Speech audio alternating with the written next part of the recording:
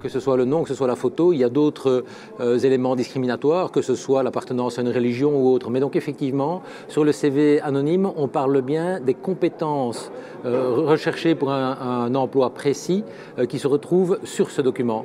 Et c'est sur base de ce premier tri que par après ont lieu des contacts plus spécifiques, en face-to-face, comme on le dit, avec les personnes concernées. Il a déjà montré ses effets quant à la problématique de la discrimination, entre autres en Belgique, entre autres en France.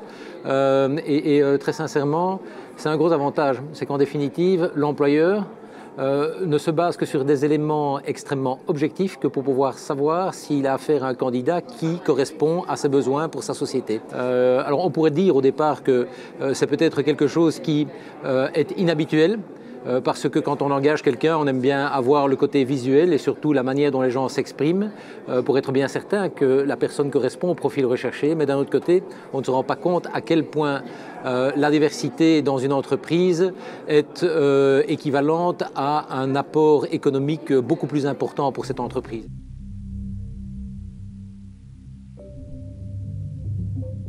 Oui, donc sincèrement, il y a énormément en fait de possibilités qui sont préconisées. Moi, je pense que la formation est évidemment un élément fondamental et je crois également que pour éviter toute discrimination, il faut pouvoir aussi se présenter en ayant l'habitude de se présenter. Et donc un coaching personnalisé dans le cadre d'un entretien pour un emploi est vraiment quelque chose de fondamental. Et également, je pense qu'il y a toute une approche d'information vis-à-vis des sociétés, des grandes sociétés, comme par exemple l'exemple allemand qui est vraiment fondamental pour ça, c'est d'essayer de faire prendre conscience aux sociétés que le fait d'avoir une diversité importante dans une société est tout bénéfice pour cette société.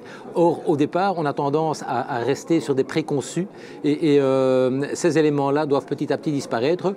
L'Angleterre est par ailleurs aussi un pays dans lequel on a constaté que même s'il restait des discriminations importantes, le fait de travailler avec des personnes d'origines différentes et avec énormément de diversité dans les compétences, c'était quelque chose qui était très bénéfique pour l'entreprise.